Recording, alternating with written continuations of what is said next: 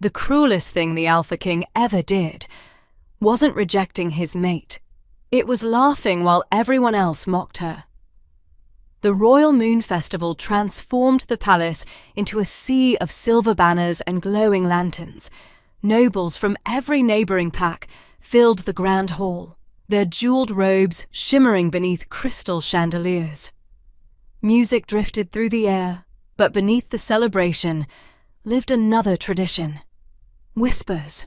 For 6 years, Luna Thalia Everwyn had learned to recognise them without hearing every word. There she is, the Barren Luna. 6 years, still no heir. She smiled politely whenever someone bowed. She thanked servants who filled her glass. She asked elderly guests whether they had travelled comfortably. No matter how cruel the whispers became, she never allowed another person's bitterness to become her own.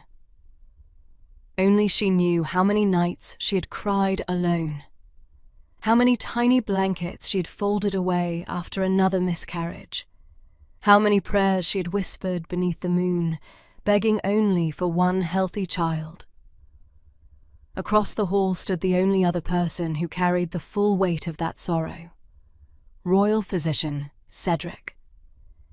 Months earlier, he had delivered difficult news to Alpha King Alaric Duskbane. The poison Alaric suffered during the border wars had temporarily weakened his alpha bloodline. "It isn't the Luna," Cedric had warned. "She is healthy. The pregnancies failed because the poison damaged your ability to produce a healthy heir."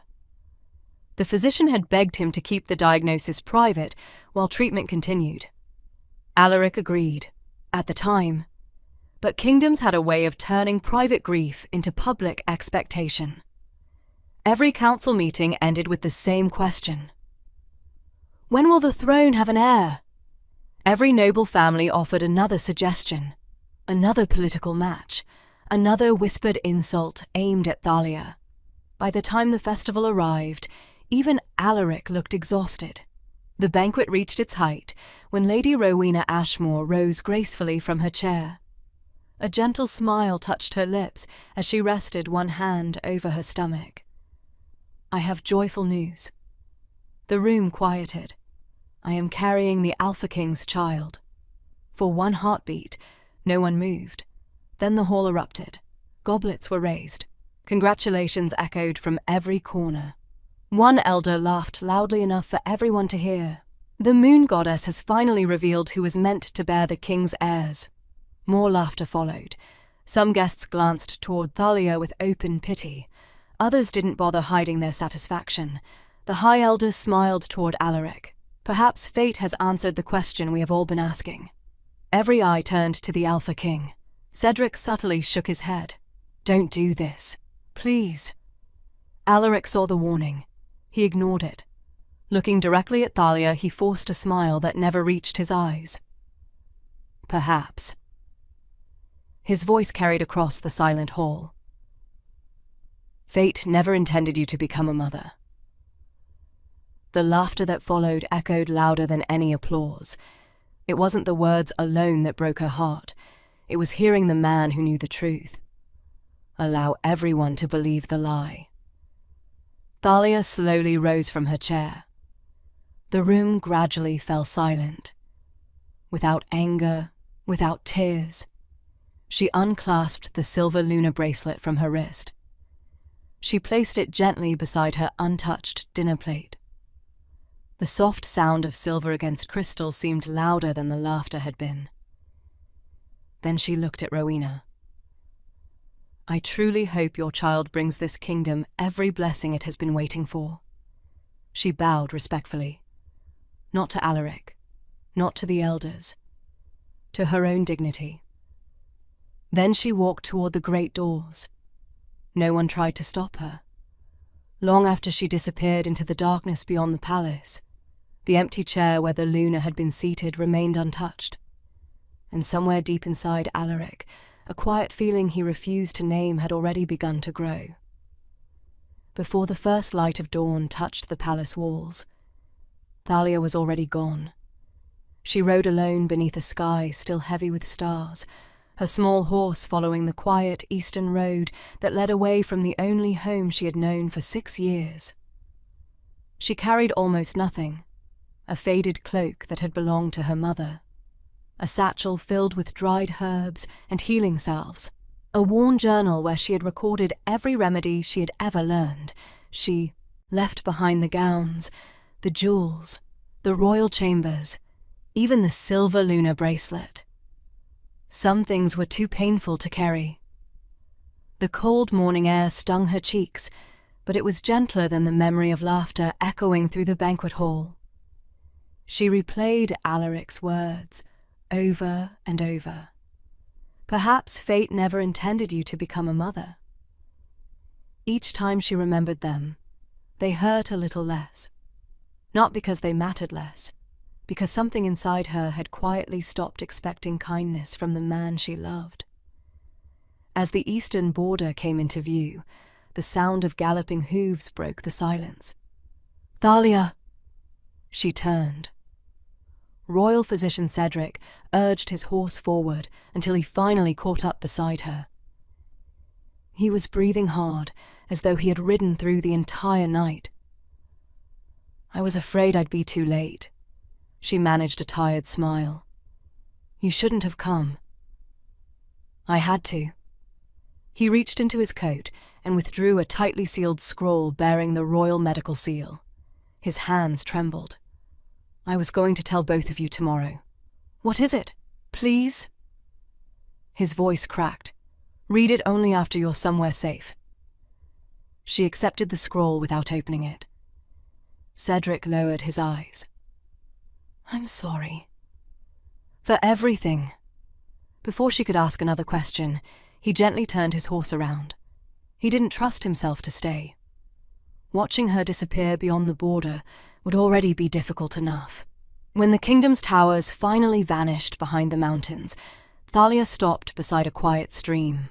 Only then did she break the royal seal. Inside were several neatly written pages. The first detailed Alaric's treatment. "The poison has fully left the Alpha King's bloodline." Her breath caught. She continued reading. "The treatment proved successful approximately 3 months ago." Her hands began to shake. Then she reached the final page. The physician's newest examination. Patient: Luna Thalia Everwin. Condition: approximately 8 weeks pregnant. Her vision blurred. "No." She looked again. The words hadn't changed. Below them, another line had been added in hurried handwriting. Multiple strong heartbeats detected. Further examination strongly suggests 4 healthy royal heirs. The world around her disappeared. She instinctively placed both hands over her stomach. 4. Not empty, not cursed, not barren. She had carried hope inside her while an entire kingdom laughed at her for lacking it. Tears slipped silently down her face, not because she had finally become a mother, because the one person who should have celebrated beside her had publicly convinced the world she never could. For one impossible moment, she imagined turning back, showing Alaric the report, watching him realize the truth. Then she remembered the laughter, the humiliation, the silence that followed his words. She folded the papers carefully and tucked them back into the scroll. No. She whispered the answer to herself. He'll never know whether he believes me, or simply believes the children. With one final glance toward the kingdom she had left behind, Thalia guided her horse westward, toward Highmoor, toward an unknown future, toward 4 tiny heartbeats that would never have to earn the right to be loved. Highmoor was unlike any kingdom Thalia had ever known. There were no towering palace walls, no ambitious nobles waiting outside council chambers, no whispers following women through crowded hallways, only rolling green hills, quiet forests, and people who welcomed strangers before asking where they came from. When Thalia arrived, exhausted from weeks of travel, an elderly woman in a simple blue cloak greeted her at the castle gates. "You look tired, child." Thalia lowered her head respectfully. "I've had a long journey." The older woman smiled kindly. "Then you've reached the right place." Only later did Thalia learn she had been speaking to Queen Elsbeth of Highmoor. The elderly queen had ruled for decades and had long ago earned a reputation for opening her kingdom to anyone seeking peace rather than power. She never asked why Thalia had come. She simply offered her a home. "You may stay as long as your heart needs." For the first time in months, Thalia felt safe enough to sleep through the night. As spring melted into summer, her pregnancy became impossible to hide. The castle healers monitored her carefully. "4 babies," one whispered in amazement. "A blessing we've never witnessed before."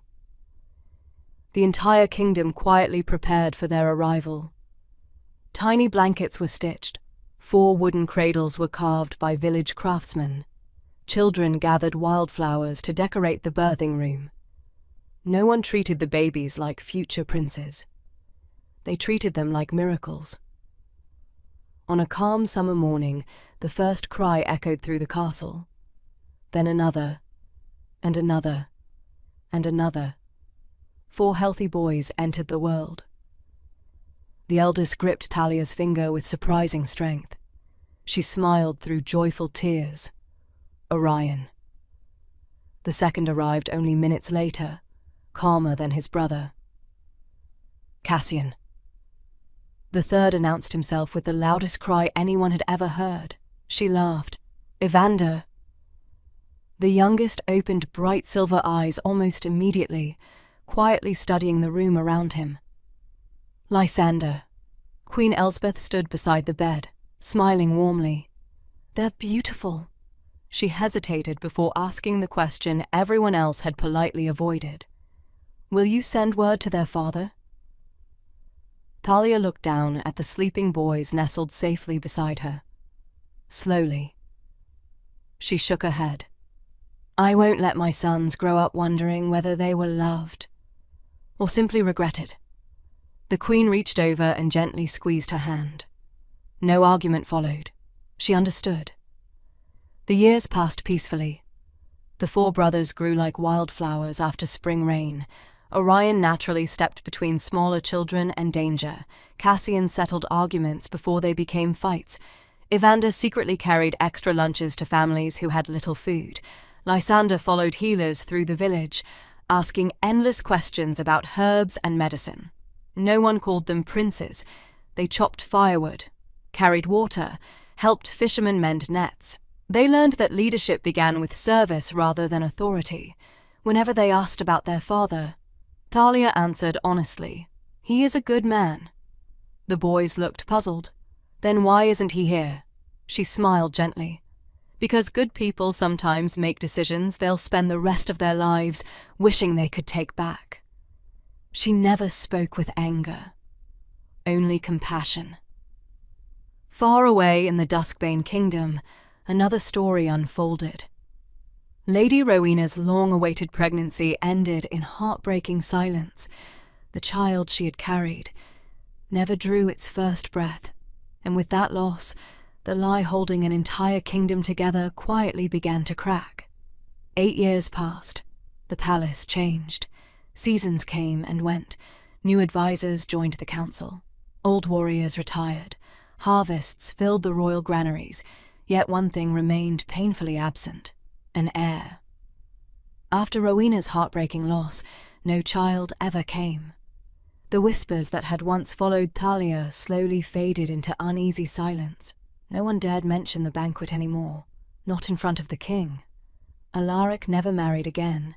He ruled well. He defended the borders. He settled disputes fairly. But every evening, after the council dismissed, he found himself staring at the empty chair that had once belonged to Thalia. He told himself it was regret. He refused to admit it was loneliness. Across the palace, royal physician Cedric grew weaker with every passing month.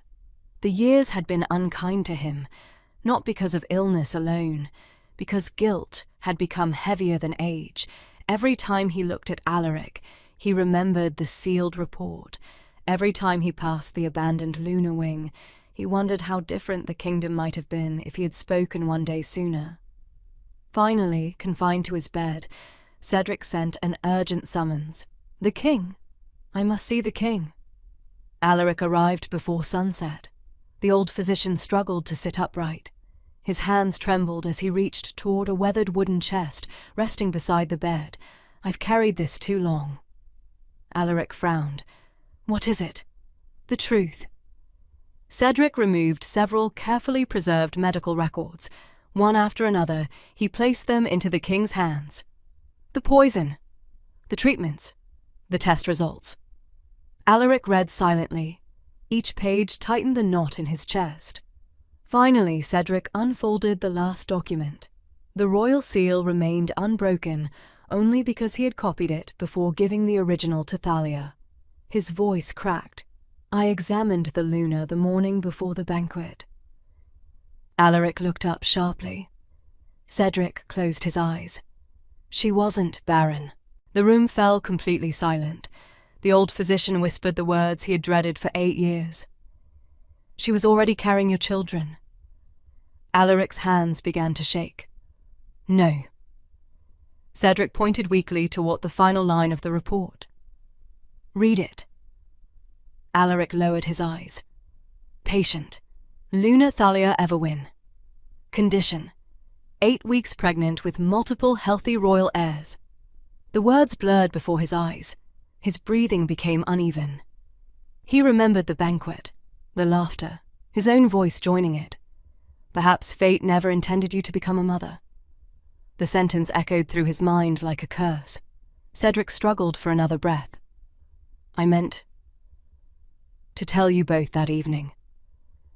The banquet happened first. I rode after her. I gave her the report." Tears filled the old physician's eyes. "I'm sorry." Alaric slowly sank into the chair beside the bed. Somewhere, beyond the borders of his kingdom, his children had grown up. They had spoken their first words, taken their first steps, celebrated birthdays, learned to laugh, and he had been absent from every one of them. Not because fate had stolen them, because one careless sentence had driven their mother away. Cedric reached for the king's hand with surprising strength. "If you search, don't search because you need heirs. Search because they deserved a father." Those were the last words he ever spoke. Days later, riders spread across every neighboring kingdom, carrying portraits of Thalia.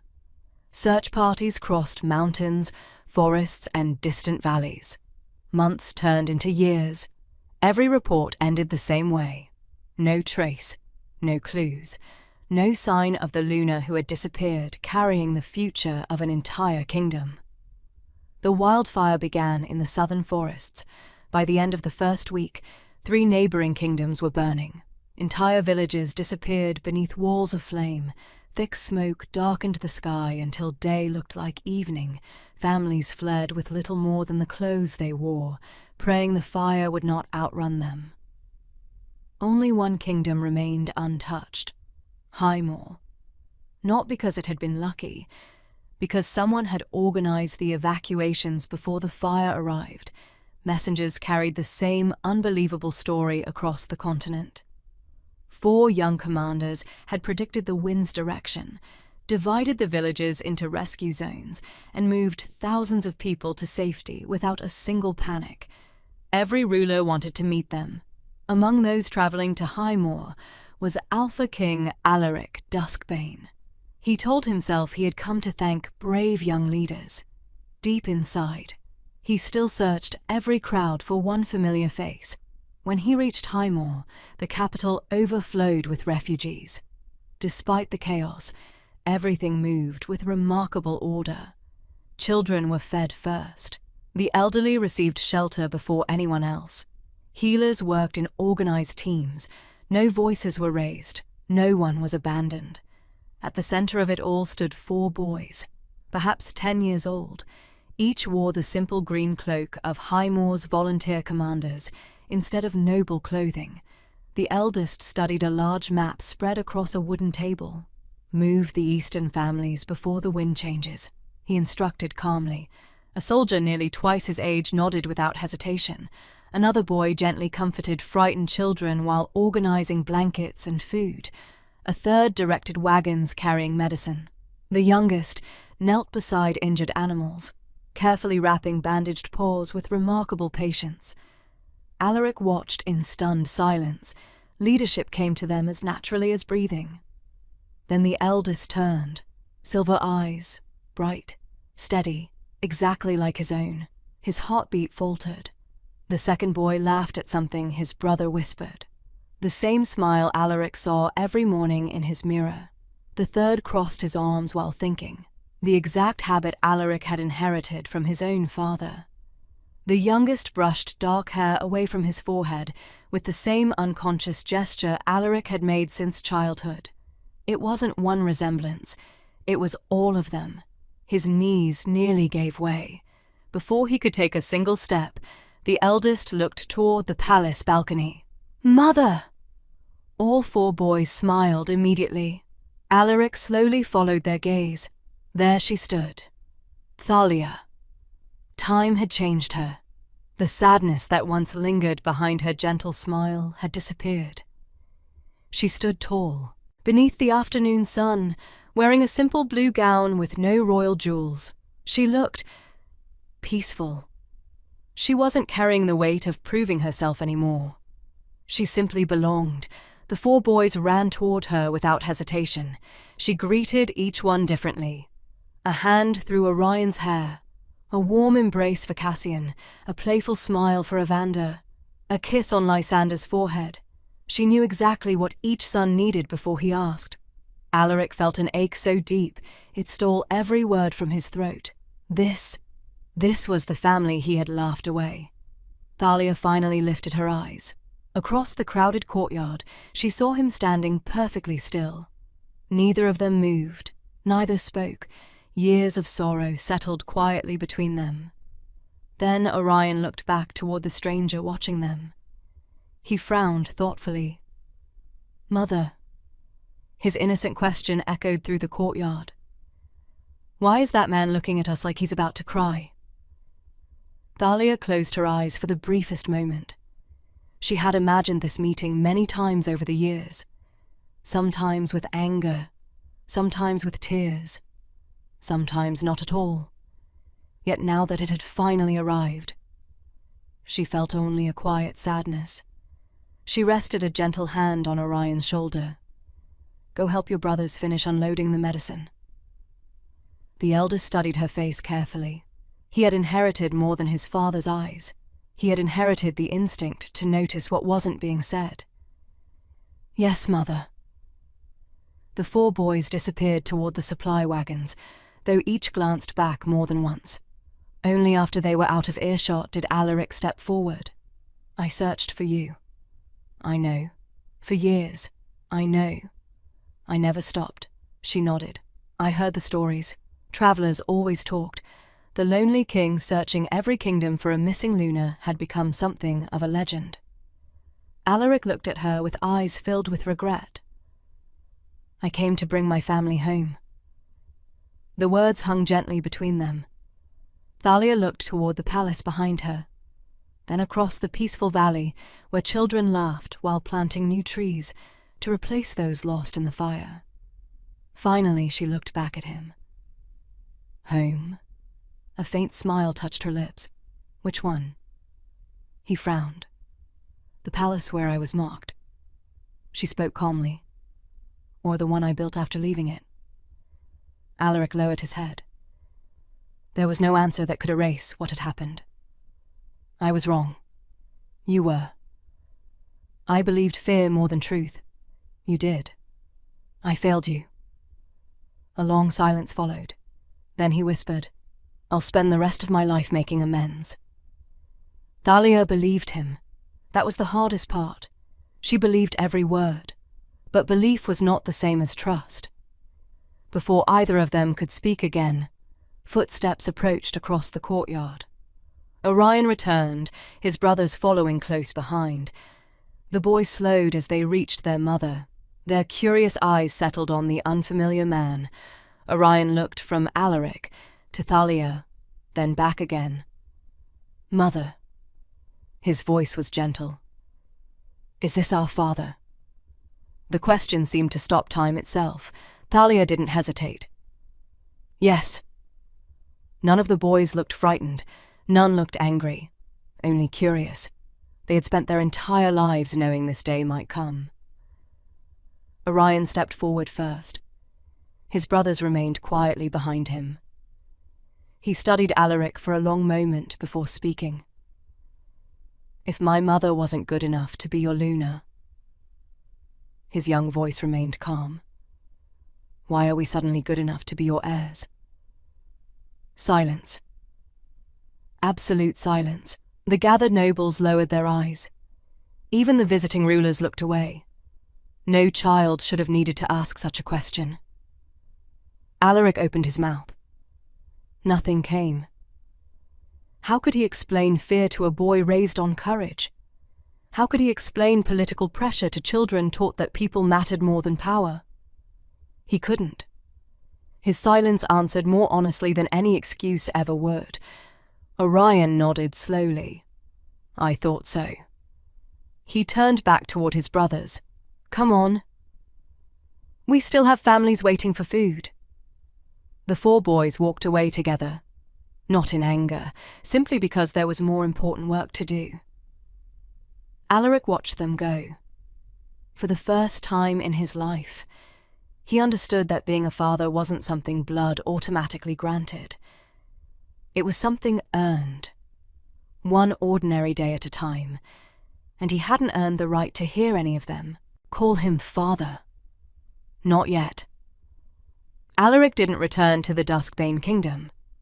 Not immediately. Instead, he rented a small stone cottage at the edge of Highmoor, overlooking the same river where villagers gathered every morning before beginning their work. He arrived without servants, without royal banners, without expecting anyone to welcome him. When curious villagers asked why a king had chosen such an ordinary home, he simply answered, "I have important work to do." He never explained further. The first month the 4 boys barely spoke to him. Orion acknowledged him with polite nods. Cassian watched him with cautious curiosity. Evander remained protective of his brothers. Lysander asked endless questions about plants and medicines instead of family. Alaric accepted every distance they placed between them. He had spent years expecting loyalty because of his title. Now he understood trust could never be commanded. It had to be earned. One rainy afternoon, a violent storm tore through the western farms. Roofs collapsed, fences disappeared beneath fallen trees. Before sunrise the next morning, Alaric was already carrying lumber beside local carpenters. No speeches, no orders, just work. The 4 brothers arrived shortly afterward with wagons of supplies. Evander stopped in surprise. "He's been here all morning." One of the farmers smiled. "He was here before the rest of us." The boys exchanged quiet glances. For the first time, they saw a king with mud on his boots instead of jewels on his cloak. Weeks later, Orion found Alaric repairing the roof of the village school. "You missed a nail." Alaric looked up. "I did." Orion climbed the ladder without another word and handed him another hammer. Neither mentioned the awkward silence. They simply worked side by side until sunset. It wasn't forgiveness, but it was a beginning. Little by little, the walls between them changed. Cassian discovered Alaric enjoyed studying maps as much as he did. Together they spent evenings planning safer evacuation routes for nearby villages. Evander challenged him to friendly sparring matches. Whenever Alaric won, he explained every mistake instead of celebrating victory. Whenever Evander landed a clean strike, Alaric smiled proudly. Again. Lysander followed him through Highmoor's herb gardens. "I heard you survived poison." "I did." "What saved you?" "A healer who refused to give up." Lysander grinned. Mother would say stubbornness isn't always a bad medicine. Alaric laughed softly. She's probably right. Through it all, he never once asked the boys to call him father. He never spoke about returning to the palace. He never reminded them they carried royal blood. He simply showed up, again, and again, and again.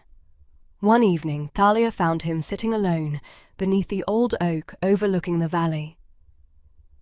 You could have gone home months ago. He looked toward the lights glowing warmly from village cottages. I know. Then why stay? He smiled sadly. Because for the first time, I'm trying to become the man my sons deserved from the beginning. Thalia studied him quietly. She saw no desperation, no expectation, only patience. It reminded her of the man she had fallen in love with years before politics had taught him to fear disappointment more than dishonesty. The seasons changed once more. The four brothers grew taller, stronger, wiser. And on the morning they celebrated their 18th birthdays, leaders from 4 neighboring kingdoms arrived with an unexpected proposal that would change the future of the entire continent. The rulers did not come asking for warriors. They came asking for leaders. For years, the 4 brothers had travelled beyond Highmoor, helping villages recover after floods, settling border disputes before they became wars, and organising harvests during difficult seasons. Wherever they went, people prospered. Now the neighbouring kingdoms stood together inside Highmoor's great hall, with a proposal no one expected. The oldest ruler stepped forward. For centuries our kingdoms have fought over borders. He looked toward the 4 brothers. Your sons have accomplished what our armies never could. They've taught our people to trust one another. He bowed respectfully to Thalia. We ask that each of them help govern one of our allied kingdoms. The hall fell silent. Orion exchanged glances with his brothers. Cassian frowned. Thoughtfully, Evander folded his arms. Lysander looked first to his mother. Finally, Orion spoke. We won't accept 4 separate crowns. The rulers looked puzzled. Cassian stepped forward. If one kingdom prospers while another suffers, peace won't last. Evander nodded. We've seen too many families lose everything because kings cared more about victory than neighbours. Lysander smiled gently. So, we'll lead together. The brothers unfolded a map across the council table. Instead of dividing power, they connected it. Trade routes would remain open year-round. Healers would travel freely between kingdoms. Food would be shared during poor harvests. Soldiers would rebuild villages after disasters before returning to their own homes. No kingdom would stand alone again. The rulers studied the proposal in astonishment. It was so simple, so practical, yet no one had imagined it before. One by one, they agreed. Months later, leaders from across the continent gathered for the inauguration of the First Allied Council of Peace. Thousands filled the capital square. Not for a coronation, for a promise. The 4 brothers stood together instead of competing for a single throne. Each wore the colours of a different kingdom. Each carried the same humble expression their mother had taught them since childhood. Queen Elsbeth, now old and frail, smiled proudly from the front row. Thalia stood quietly beside her. She wore no elaborate jewels, only the same calm dignity that had carried her through every season of her life. When the ceremony ended, the Master of Heralds invited Alpha King Alaric to address the gathering. He stepped forward slowly. Years earlier, he had stood before a crowd and spoken words that shattered his family. Today, he chose his words far more carefully. I once believed a kingdom's greatest treasure was its bloodline. He looked toward his 4 sons. I was wrong. His voice carried across the silent square. The greatest rulers are not born from perfect bloodlines. They are raised by extraordinary mothers. Thunderous applause echoed through the capital. Not for the king, for Thalia, the woman who had transformed humiliation into wisdom, heartbreak into compassion. and 4 little boys into the leaders an entire continent chose to follow. As the cheers continued, Alaric stepped back. He did not stand in front of her. He stood beside her, exactly where he should have stood from the very beginning. Years passed. The alliance of 4 kingdoms became the greatest era of peace the continent had ever known. Trade flourished where battlefields had once stretched for miles. Children crossed borders without fear.